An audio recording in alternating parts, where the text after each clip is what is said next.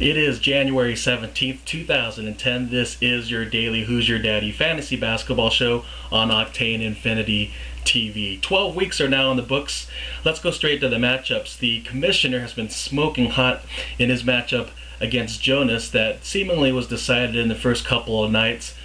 Edwin had no one playing today, though, and Jonas had Dirk Nowitzki playing at Toronto, hoping to get one or maybe both of the shooting categories. Dirk shot 9 for 15 from the field, not bad, but only 1 for 4 from the foul line.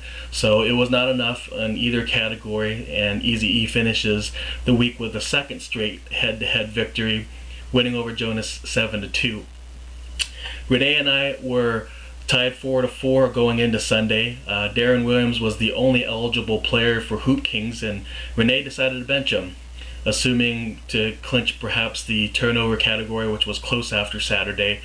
I played all three of my guys, who really didn't need to do much to win me the other categories. So our matchup was decided after the Dallas-Toronto game earlier this afternoon, and I win for the second straight week as well. Getting Renee 6 categories to 3. Bittersweet feeling for me. I know in the previous 2 seasons I've only beat Renee once before, and he's eliminated me the last 2 years in the playoffs.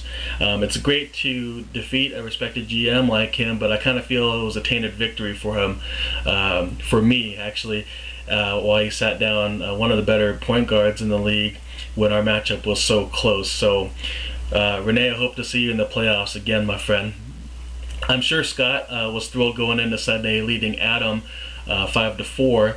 It now ends that way with no lead changes in any of the categories. Jobbers seem to have struggled in the shooting categories for the last several nights, and that ultimately appears to be the difference in this outcome. Once again, Scott winning 5-4. Bill led Mike 5-4 as well going into Sunday. He had 5 guys playing versus Mike's 2. Mike got hurt on the boards today, 35-8. So Bill took over that category by 12 rebounds for the week, and adding on to the ringleader victory, 6-3. In the final matchup, Chris led for most of the week over Evan and Mike, but Evan and Mike took over after Saturday, 6-3. It was DeMar DeRozan for Evan and Mike versus Josh Howard for Chris. I don't know what it is, man. It's just a bad day for Maverick players, but Howard really hurt Chris today, shooting 3 for 12 from the field. So he lost that category for the week by just 0.4% and dropping the matchup to Team Swine Flu 7-2. And just when it seemed like Edwin and I were going to pass Team Swine Flu in the standings, Chris goes ahead and chokes the last couple nights. Thanks a lot, buddy. Now here is the Portland on the Cheap leaderboard, brought to you by PortlandOnTheCheap.com. Chris, his team did lead in a category with the fewest turnovers at 51. Renee's HoopKings shot the best percentage from the stripe at 83%. And Scott led with the most assists with 165. Those GMs each led in one category. And then the following 3 guys led in 2 categories. Adam led in rebounds and steals, and I led in field goal percentage and with 49 blocks. Adam and I finished second in another category, but Edwin finished second in field goal percentage and assists while leading in 2 categories himself. Pacing the league with 63 pointers and 875 points. So he gets my nod for GM of the week. Way to go, Edwin and the Dragon Royalty. And now the league standings, brought to you by SCN Development. After 12 weeks, Renee now leads the league as the only GM with 60 wins. Jonas and Adam are hot on his heels with 59 wins, and with 58 wins are Scott and Bill. So 5 teams at the top, all within perhaps 2 games of each other.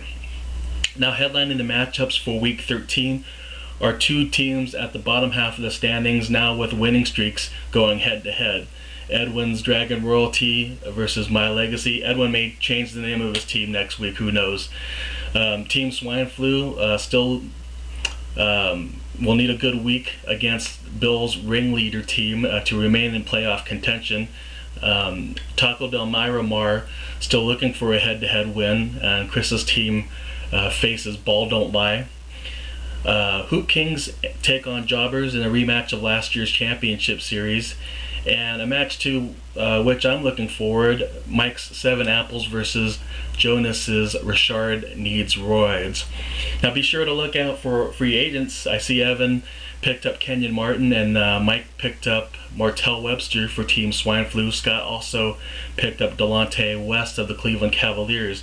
I'm going to throw out a name to look for. Perhaps you might have heard this too, but since Michael Redd went down, the Bucks have been looking for an answer, and sources out there are saying that possibly free agent Jerry Stackhouse is looking to sign with Milwaukee. So stay tuned to that story. Monday is the Martin Luther King holiday. Whether you have the day off from work or not, I hope you have an enjoyable holiday. If you happen to be up late Monday night and want to catch your favorite GM and real basketball action, Octane Infinity actually will be playing a doubleheader at Warner Pacific College starting at 8:45 p.m. against Entourage, and following that against the East County Express. Admission is free, so we'd all love to see you there to root us on. And that concludes your Daily Hoosier Daddy, the special Sunday night edition on Octane Infinity TV, exclusively at YouTube. I am Mr. JL, the bomb from Vietnam, and boom goes the dynamite.